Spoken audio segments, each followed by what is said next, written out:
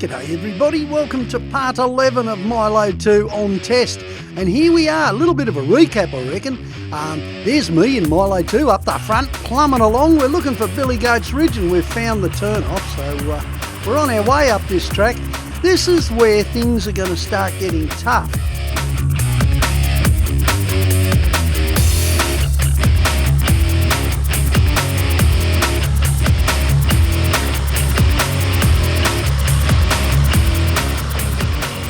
And of course, right behind me is my good mate Paul Reed in his HJ47. He's having an absolute ball on this trip because, just like me, he's getting to play with his truck.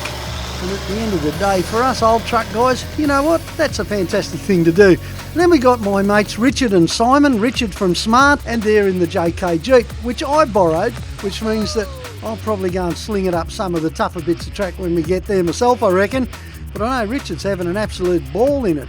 And he's an old rally driver. He's had a whole lot of fun in it. He's very good on the wheel, and that makes all the difference. You know, we could be forgiven for being a little bit sad today, I guess, because some of you may have noticed in the cooking segment, whoa, yeah, too many cups of tea and maybe a couple too many cucumber sandwiches going on there, eh, folks? But we're in Bendelby. And it is just awesome. The views from up here are just fantastic. They really are. And the goat track, of course, climbs like a goat all the way up the ridge country. Over there to the east of Bendelby, I reckon you can see almost all the way to Broken Hill. It's phenomenal, that flat country. It used to be mostly goat paddocks down there because it's a little bit north of the goiter line. That's the line that sort of demarcates between croppable stuff and a little bit too dry to crop. Right on top of the ridge here. You know what that means, don't you? Means we'll be going down it in a minute. And I bet it'll be sharp. Well, talking sharp, the guy driving the green truck there, he's about as sharp as a flat pin, fair dinkum. I missed it entirely. I can't believe it. You know, with the benefit of hindsight, it all seems quite reasonable. It looked as if we'd climbed up a big tough slope and now we're on our way back down.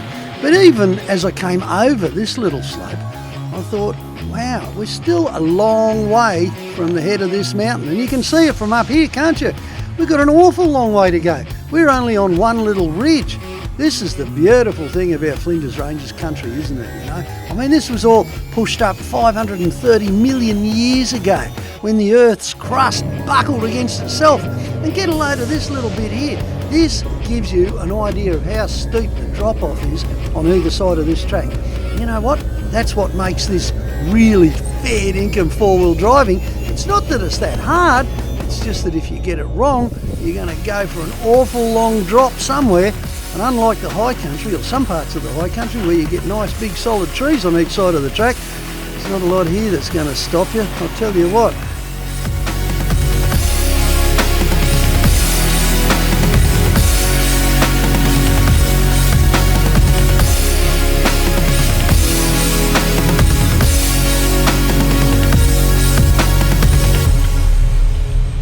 Flinders Ranges, get a load of this. We got ball dust all over the place, and now it's started to rain.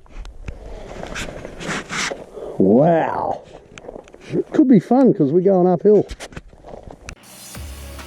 Right, well, first thing you can see is that there's a whole lot of dust for a place that's supposed to be raining hard. Yep, that handful of drops was as near as rain actually got to us.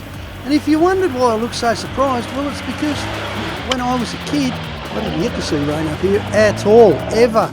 In fact, I had to come back years later. And then, when it rains here, it really rains. Some of these gullies just turn into flash flood country. But not today, and not very often for that matter. You're lucky if there's 5 or 6 inches a year up here. It certainly doesn't rain a lot in the Flinders Ranges. But by crikey, the slopes just seem to get steeper and steeper. Who was it, that melon, that said, I think we're over the worst of it and it's going to get easier?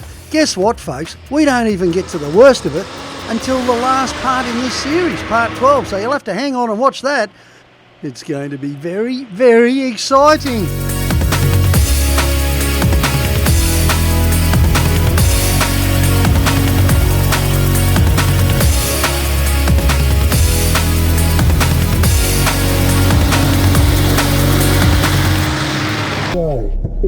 the Jeep.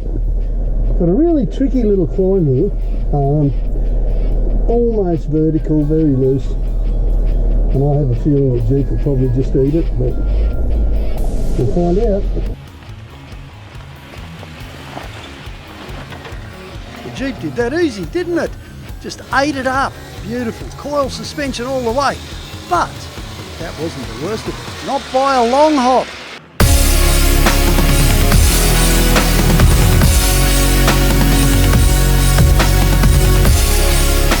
Ooh. This could be a bit hectic. So here we've got 300 or 400 metre drop straight off the edge.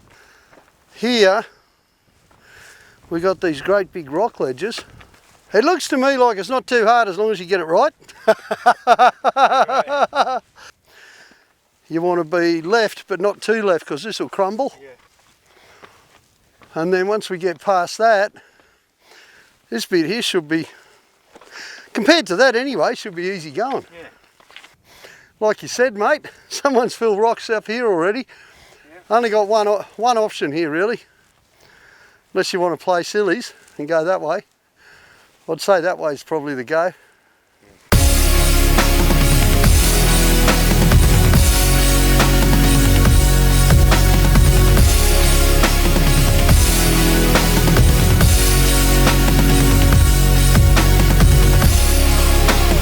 No worries folks, I'll see you here, part 12, because we're going to tackle the most dangerous track in South Australia. That's right, the pinnacle of the goat track.